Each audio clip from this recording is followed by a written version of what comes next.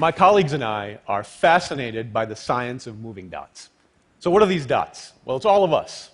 And we're moving in our homes and our offices as we shop and we travel throughout our cities and around the world. And wouldn't it be great if we could understand all this movement, if we could find patterns and meaning and insight in it?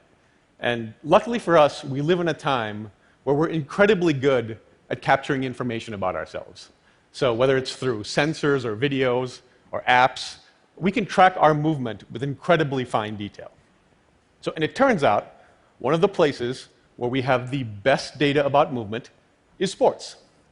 So whether it's basketball or baseball or football or the other football, we're instrumenting our stadiums and our players to track their movements every fraction of a second. So what we're doing is turning our athletes into, you probably guessed it, moving dots. So we've got mountains of moving dots, and like most raw data, it's hard to deal with and not that interesting. But there are things that, for example, basketball coaches want to know. And the problem is they can't know them because they would have to watch every second of every game, remember it, and process it. And a person can't do that. But a machine can. The problem is a machine can't see the game with the eye of a coach. At least they couldn't until now. So what have we taught a machine to see? So we started simply. We taught it things like passes and shots and rebounds, things that most casual fans would know.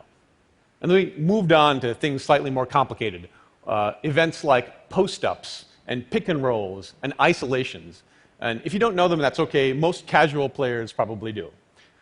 Now, we've gotten to a point where today the machine understands complex events like down screens and wide pins, basically things only professionals know. So we have taught a machine to see with the eyes of a coach. So how have we been able to do this? If I asked a coach to describe something like a pick and roll, they would give me a description, and if I encoded that as an algorithm, it would be terrible. The pick and roll happens to be this dance in basketball between four players, two on offense and two on defense. And here's kind of how it goes. So there's the guy on offense without the ball, and he goes next to the guy guarding the guy with the ball, and he kind of stays there, and they both move, and stuff happens, and ta-da, it's a pick and roll. So that is also an example of a terrible algorithm. So if the player who's the interferer, he's called the screener, goes close by, but he doesn't stop, it's probably not a pick and roll.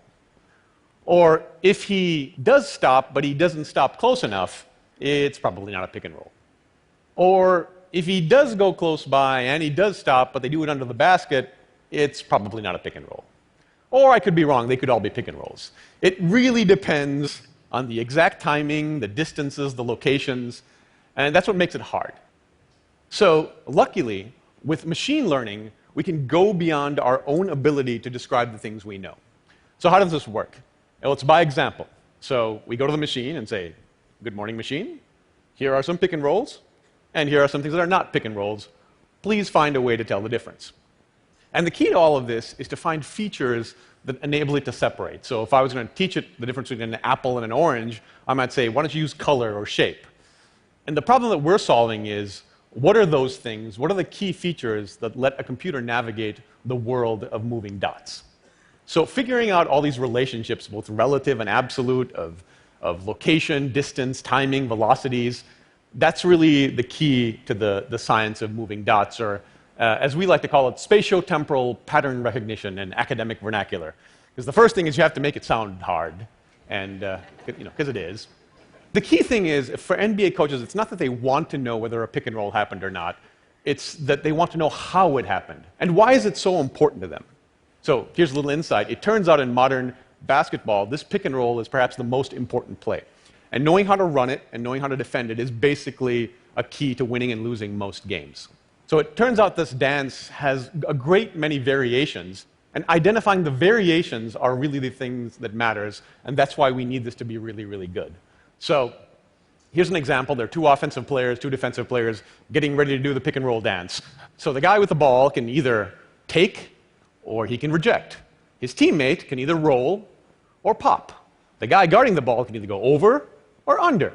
His teammate can either show or play up to touch or play soft, and together they can either switch or blitz, and I didn't know most of these things when I started.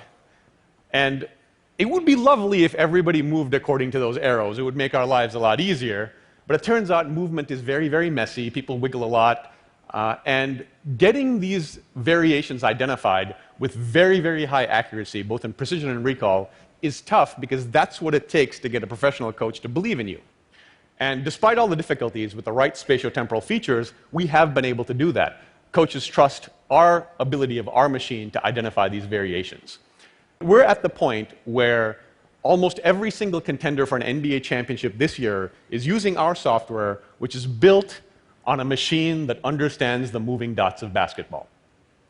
So not only that, we have given advice that has changed strategies that have helped teams win very important games. And it's very exciting because you've got coaches who've been in the league for 30 years that are willing to take advice from a machine. And it's very exciting. It's much more than the pick and roll. Our computer just started with simple things and learned more and more complex things, and now it knows so many things. Frankly, I don't understand much of what it does. And while it's not that special to be smarter than me, we were wondering, can a machine know more than a coach? Can it know more than a person could know? And it turns out the answer is yes. So coaches want players to take good shots. So if I'm standing near the basket and there's nobody near me, it's a good shot. If I'm standing far away and I'm surrounded by defenders, that's generally a bad shot. But we never knew how good was or how bad was quantitatively until now. So what we can do, again, use spatiotemporal features. We looked at every shot. We can say, where is the shot? What's the angle to the basket? Where are the defenders standing? What are their distances? What are their angles? For multiple defenders, we can look at how the player is moving and predict the shot type. We can look at all their velocities, and we can build a model that predicts what is the likelihood that this shot would go in under these circumstances. And so why is this important? We can take something that was shooting, which was one thing before, and turn it into two things: the quality of the shot and the quality of the shooter. So here's a bubble chart, because what's TED without a bubble chart? So those are NBA players. The size is the size of the player, and the color is the position.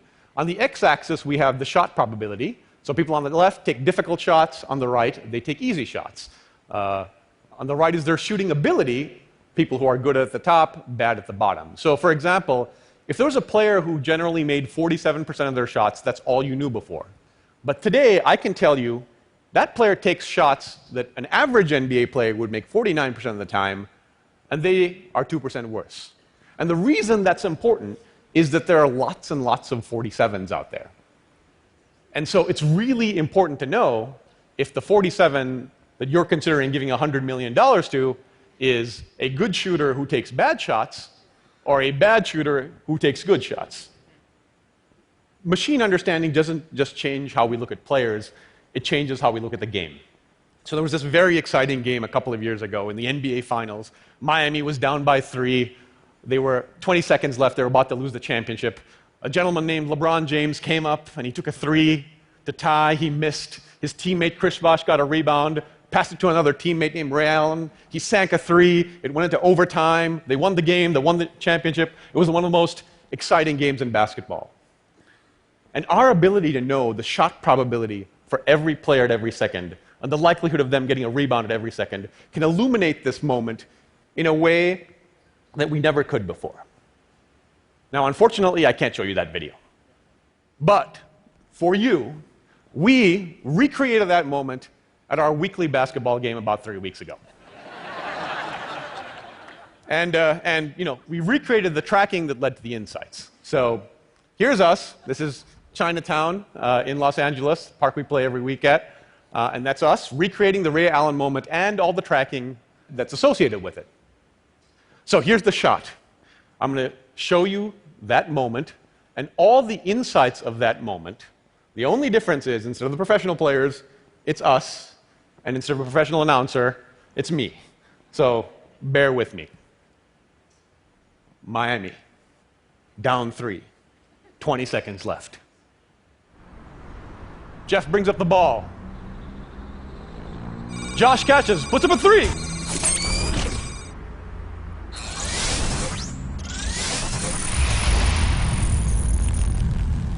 Won't go. Rebound, Noel. Back to Daria. Her three-pointer. Bang! Tie game with 5 seconds left. The crowd goes wild. That's roughly how it happened. Roughly. I'm not going to... That moment had about a 9% chance of happening in the NBA. And we know that and a great many other things. I'm not going to tell you how many times it took us to make that happen.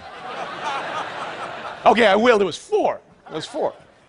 Way to go, Daria. But the important thing about that video and the insights we have for every second of every NBA game is it's not that. It's the fact that you don't have to be a professional team to track movement.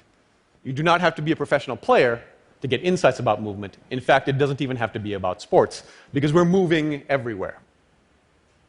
We're moving in our homes, in our offices, as we shop and we travel throughout our cities and around our world. What will we know? What will we learn? Perhaps instead of identifying pick and rolls, a machine can identify the moment and let me know when my daughter takes her first steps, which could literally be happening any second now.